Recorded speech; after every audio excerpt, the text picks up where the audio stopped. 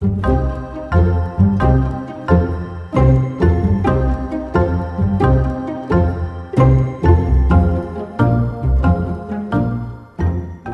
world of Peter Clarke in his studio is to see artistry in action.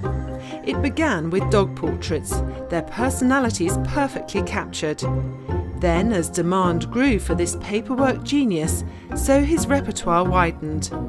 Here, a dress shows his attention to intricacy and excellence. Well, this whole piece, with the shapes and the different tones of the colour blue, I think are balancing well now. Lovely images come in.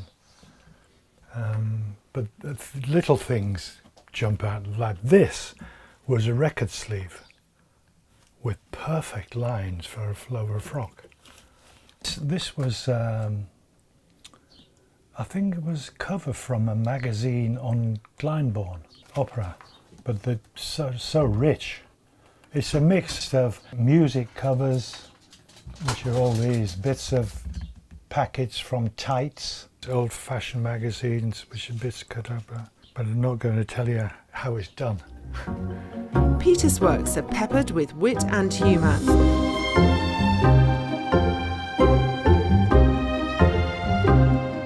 There's things like this dancing girl coming out of, is that the Louvre?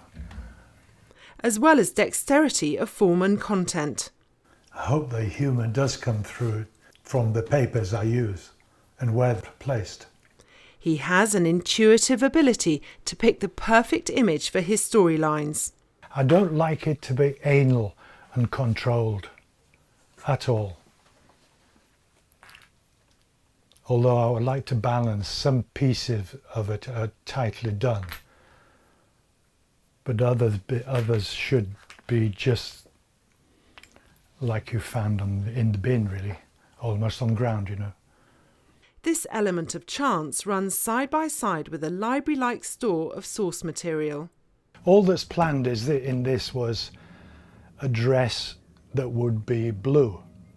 That's it. Then I rely on what to find. Today it's Kempton. Peter's hunter-gatherer instincts are at the forefront when searching for material. This antiques market near London is a UK favourite. It takes a while to get your eye in, but that's the whole point of these things. It's all surprise.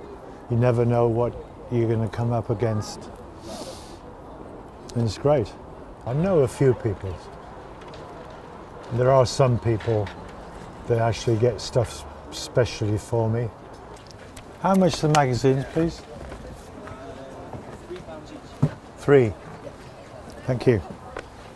There is success on the horizon and purchases made. Are these yours? Yes. 3 each? Yeah. 3 each. Could I take those 3, please? Yeah. Okay. Thanks. Only after sifting through is Peter satisfied to make a transaction, or several. In this case, it's music. I love these colours. You're going more for colour, aren't you? Yeah, and Okay. little patterns like this pattern. Oh, okay. Music deal accomplished, it's back to the studio, where the effects of clever shopping for content and texture are clear. The bodice I'm pleased with. I was so lucky to find 2 of these clefts, but they work very well, I think, into the strap. That's not an air hostess, they're fashion drawings. They're from, let me see if I got they're from old French magazines. Look at this, this is Elle from 1941. Isn't that fantastic? But they're taken from, you know, the paper's so lovely, such poor quality, so it's nice, manipulate, and the printings, the blue's amazing. But I've put it together because of the blue as a French piece, as in Fashion Paris, all that.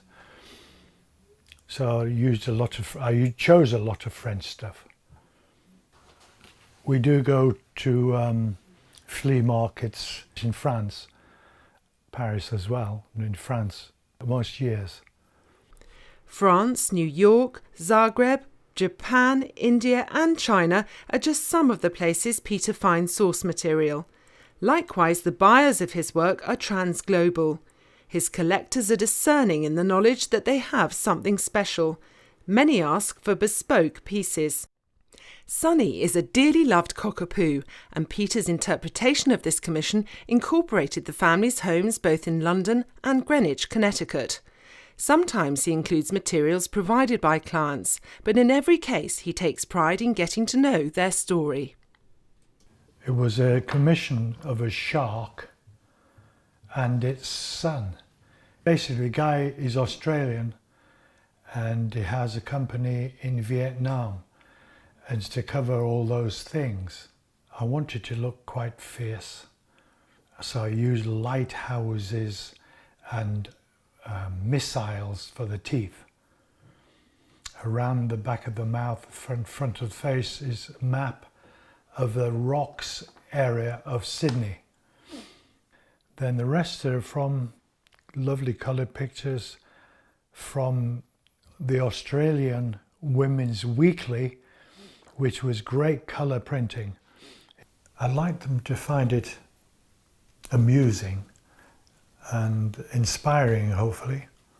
I do like the fact that it sells everywhere around the world. Yeah, I love it. The more the better.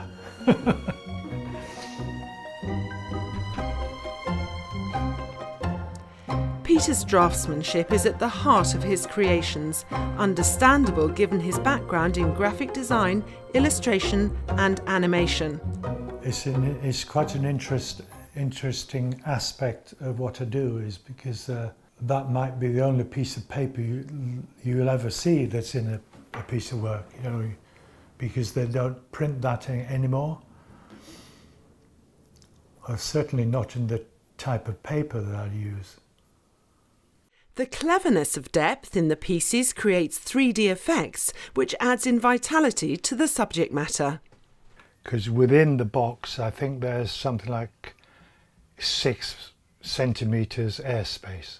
So I'm allowed up to 6 centimetres vertical paper. I like to balance the rough folds and this one on different thicknesses. Peter's world is eclectic. His house oozes personality, and his work allows his audience to be transported elsewhere with humour, honesty and an unrivalled ingenuity with printed material. No, I mean, the thing is that I've all my life I've collected paper things, you know, from bubble gum as a kid and cigarette packs, cigarette cards, sweet wrappers. I've always had an interest in graphic papers, and the fact that now I can put them together and make other objects is just a massive plus, really. And I kind of like to think it's been building all my life, really. I'm still interested in things from then. In a slightly different way, but it's there.